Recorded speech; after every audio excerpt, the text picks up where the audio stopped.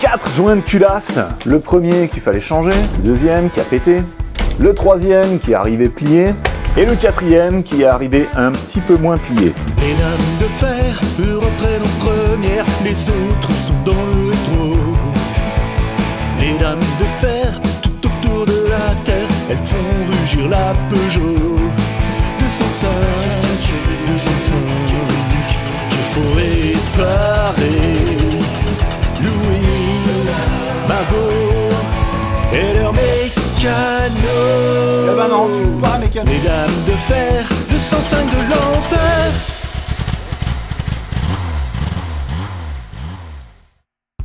Hey, salut à tous, bienvenue sur Garage Bagnole et Rock'n'Roll, l'émission où on change plusieurs fois les joints de culasse pour rien. Après l'échec du premier joint de culasse neuf que j'avais mis dans la Peugeot 205, eh bien j'ai acheté un nouveau joint de culasse d'une autre marque et il m'est arrivé complètement plié. Vous pouvez voir, il fait un V comme ça. Donc pourquoi? Eh bien parce que dans le même carton, il y avait cet alternateur. L'alternateur était juste au-dessus du paquet et avec les mouvements dans le transport, eh bien, il a éclaté comme ça ce nouveau joint de culasse. Du coup, eh bien, j'en ai racheté un deuxième, ce qui nous amène donc le nombre de joints de culasse à 4 sur cette voiture si on compte celui qui était dedans, qui était encore en bon état. Ce changement de joint de culasse, je le fais parce que cette voiture va partir à l'Europe-Raid avec les dames de fer, Louise, Lola et Margot. L'organisation du rallye a une liste de choses à faire et le changement de joint de culasse préventif est une des choses obligatoires à faire. Aujourd'hui, l'objectif, c'est de mettre en place ce nouveau joint de culasse et aussi de remettre en place la courroie de distribution et de bien caler le moteur. Donc, le troisième nouveau joint, il est arrivé dans un petit carton, il était tordu dedans, je l'ai remis bien à plat, il a l'air d'être correct maintenant. Il ne devrait pas y avoir de problème. Celui-ci, il a plié vraiment à l'endroit où il y a la partie métallique, là, entre deux cylindres. Donc là, ça commence à devenir critique. Et puis là, ici sur le bord, ça a vraiment tordu et peut-être même endommagé le joint. La partie silicone, là, le petit trait rouge qui est dessus. Ces pièces, je les ai achetées sur un site que vous connaissez bien, mais qui n'existe pas. Papa, die Wagen ist kaputt. Natürlich, das ist ein französisches Scheißauto. Ich habe Teile von Wagendog. Aber schau, nennen wir das Qualität? Ich verstehe, aber das ist normal. Wagendog. Unsere Teile sind mit der gleichen Qualität wie Ihre französischen Autos verpackt. Scheiße. Pour le joint de culasse, je vais aller très vite, je ne vais pas vous faire ça dans les détails puisque tout était bien expliqué dans une vidéo précédente que vous avez sûrement déjà vue, et si ce n'est pas le cas, eh bien je vous la remets ici en haut à droite et en bas dans la description. Le bloc moteur est propre, les trous des vis de culasse sont propres aussi, je vais remettre un petit peu de silicone et poser ce joint.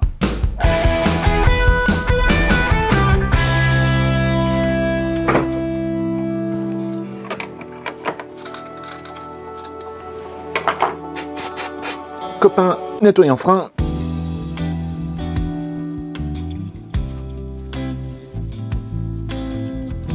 Ça dégraisse ultra bien ça, silicone. Et là j'en entends qui commence à taper des commentaires, lâcher les claviers, écouter la musique et détendez-vous.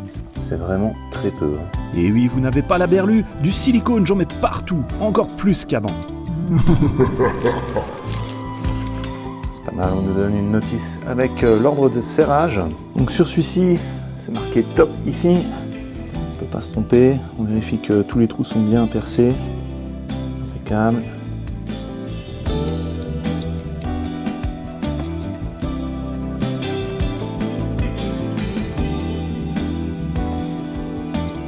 Ici, j'essuie le silicone en trop.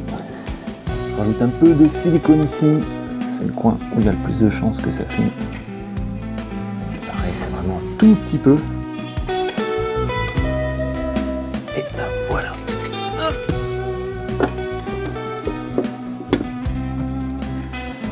Voilà. Hop. En place. Maintenant, rentre de culbuteur.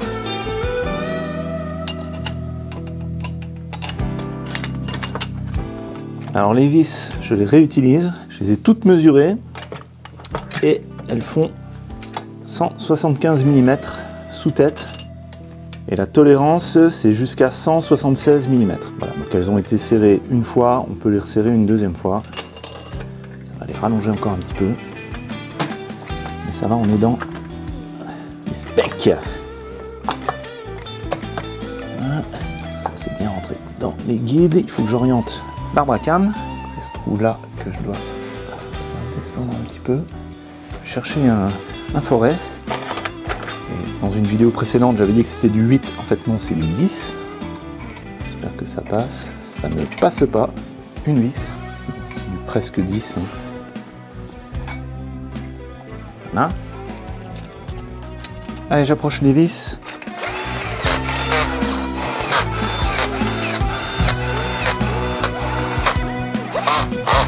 On a ici les culbuteurs qui appuient sur les soupapes du milieu. C'est bien. C'est comme ça que ça doit être. Allez, serrage. En escargot. 20 Nm.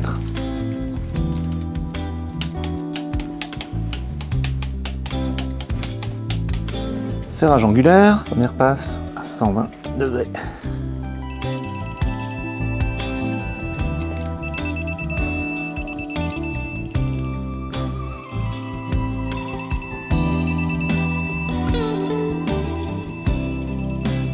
Allez, première passe de faite. Deuxième, plus dur.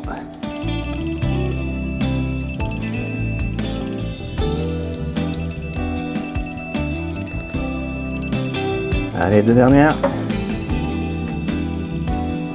Et voilà. Ouf, 120 tout pile pour la dernière. Je contrôle tout de suite l'état du joint de culasse ici sur le coin où ça avait pété avant. Et là, ça a l'air d'être bien, il est tout beau. Avec un joli petit boudin de silicone. Parfait.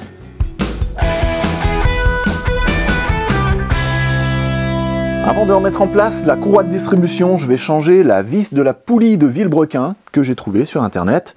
La vis de la poulie d'Arbacam, je ne l'ai pas trouvée sur internet. Je suis allé au garage Peugeot le plus proche de chez moi. Ils m'ont dit que pour eux aussi c'était très difficile de se la procurer. Ça aurait pu prendre quelques semaines pour l'avoir. Donc là, il faut que j'avance sur le projet. Donc j'ai décidé de laisser la vis de la poulie d'Arbacam en place. Par contre, donc celle de la poulie de Villebrequin, je la change et c'est maintenant. Le Villebrequin est immobilisé, donc ça ne devrait pas tourner. Si ça tourne, c'est que ma vis a cassé. C'est bon.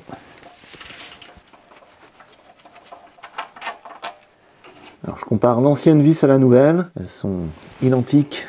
La nouvelle, ils ont rajouté du frein filet dessus. Donc je transfère la rondelle et go.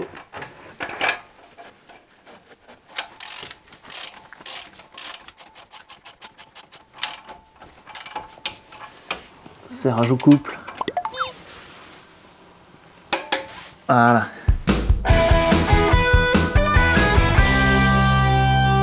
Courroie de distribution, enfin, on y arrive. Alors, je vais reporter les marques de l'ancienne courroie de distribution sur la nouvelle. Alors, il y a déjà des marques. On va garder le sens. Donc, si ça se trouve, ils m'ont mis le point haut et le point bas qui correspondent. Alors, si j'y vais comme ça...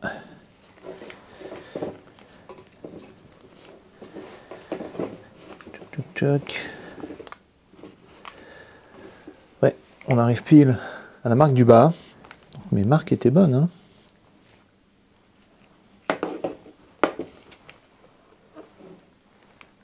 Ah non, j'ai un cran de différence.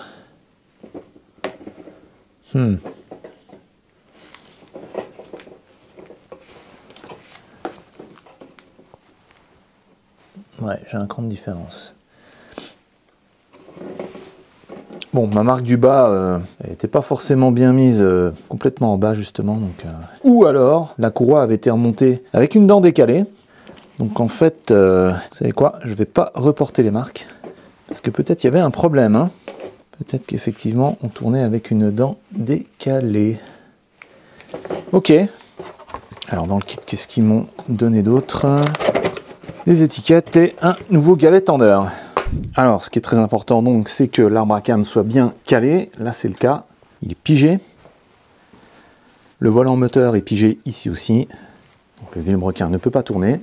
Alors, je vais mettre en place le nouveau galet tendeur. Il vient ici, tout simplement. Donc, vous voyez, c'est un système ultra simple. Il n'y a pas de ressort, comme sur les autres distributions que j'ai pu vous montrer avant. Là, c'est tout simplement un galet sur roulement à billes avec le centre excentré. Tac. Donc on va le tourner pour tendre la courroie. Une fois que la courroie est tendue, on serre l'écrou qui est là. Alors, mise en place de la nouvelle courroie. Le moteur tourne comme ça, donc les flèches dans le même sens. Je fais correspondre la marque qui est là sur la courroie avec la marque ici de la poulie. Ça va sûrement sauter 2-3 fois, hein, donc je remettrai. Tac. Voilà.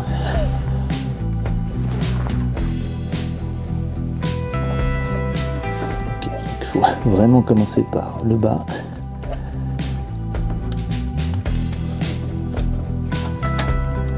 Ok, donc la courroie est en place derrière le galet.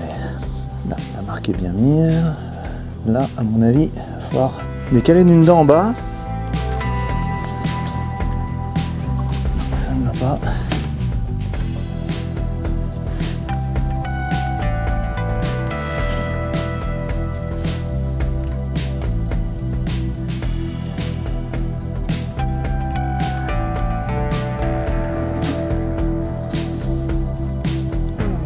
Donc là, elle est à peu près bien tendue. Donc c'est le côté là vraiment qui est très important. Il faut que ce soit bien tendu. Ouais,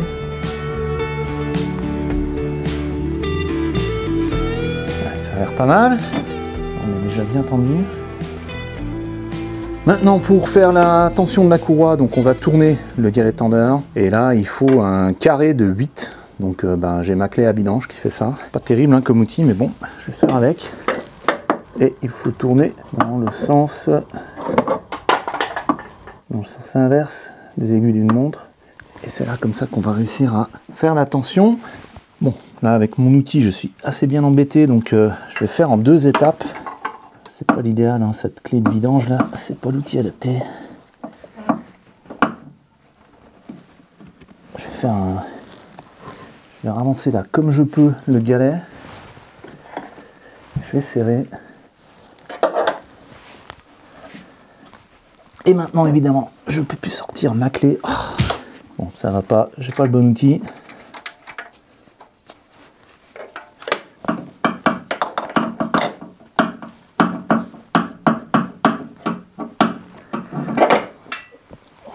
L'angle là est beaucoup trop grand. Il me faudrait quelque chose qui soit plus à 90 degrés.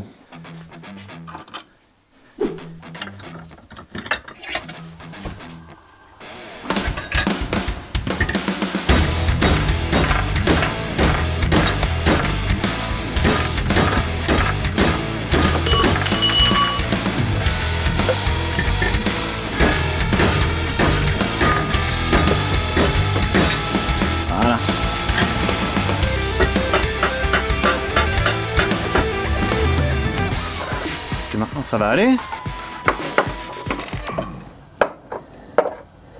Okay, le carré ne rentre plus, je l'ai trop déformé. Au fond du garage, tu vises, tu tapes. C'est pas pour les noobs ou les petites frappes. Tu prends ton gun pour déboulonner. Tac les dynamos pour bien serrer. Parce que c'est cassé pour rouiller. C'est pas un problème, tu sais réparer. Sur GBRNR, t'as tout maté. Le contrôle technique, une formalité. Sur la route, je voudrais. Ça rentre.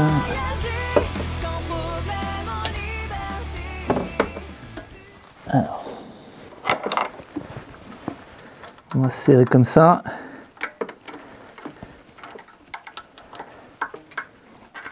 Okay, la goupille, je l'enlève. Me gêne plus qu'autre chose.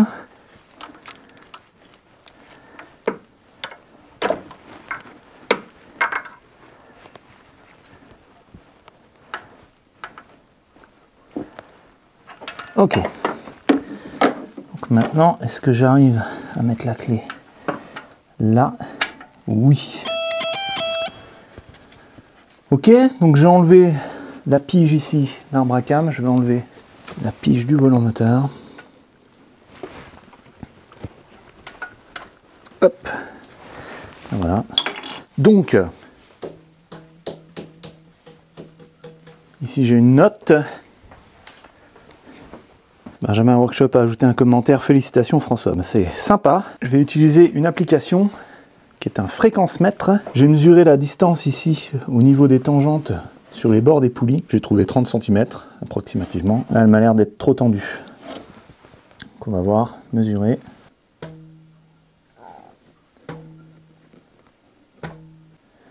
Il me dit que c'est bon, 160 Hz. Et effectivement, ça a l'air d'être pas mal parce qu'en fait, avec les deux doigts, j'arrive à faire presque un demi-tour. Donc là, j'y suis allé, vous avez vu, hein, complètement au pif pour tendre cette courroie. Je remesure. Hein. 158 Hz. Bon, on va partir là-dessus. Donc l'autre truc, hein, c'est ici en plein milieu, c'est de prendre la courroie. Si on arrive à faire un quart de tour comme ça, au maximum, bah c'est que c'est bon.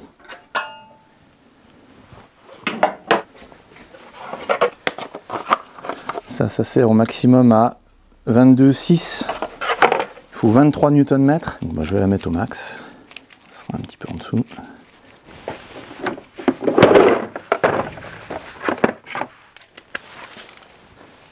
Donc, serrage de l'écrou du galet tendeur, 23 Nm.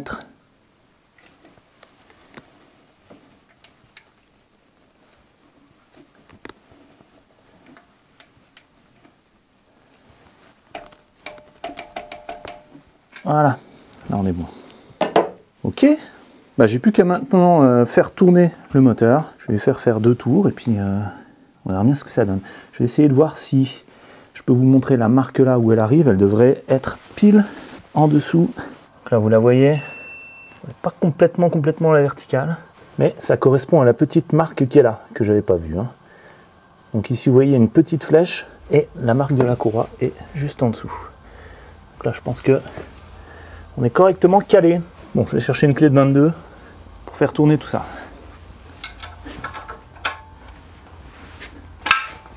J'ai fait une vautrée. Ah, donc là, ça se passe plutôt bien. Pas trop de résistance.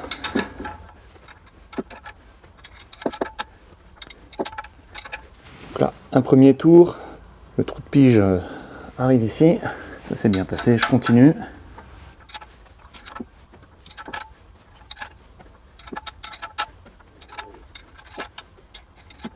Donc le deuxième tour est presque terminé.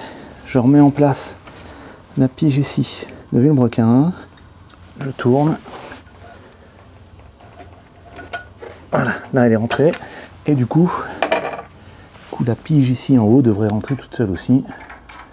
Voilà, on est pile en face. Donc on est bon.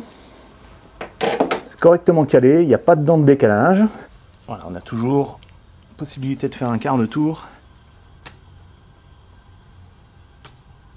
Et là, il nous dit 127 Hz. On est bon.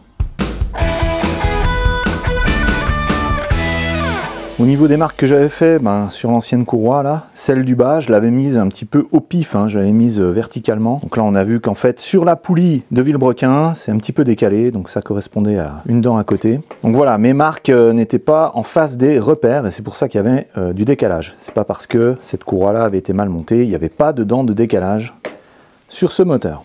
Donc une fois de plus, les marques sur la courroie, c'est juste une sécurité en plus. Hein. L'important, c'est que quand on fait des tours avec le moteur, que le moteur revienne bien à sa position initiale et qu'on puisse piger l'arbre à cam et le Villebrequin. Et pareil, les tours, ils sont là pour s'assurer que les pistons ne touchent pas les soupapes.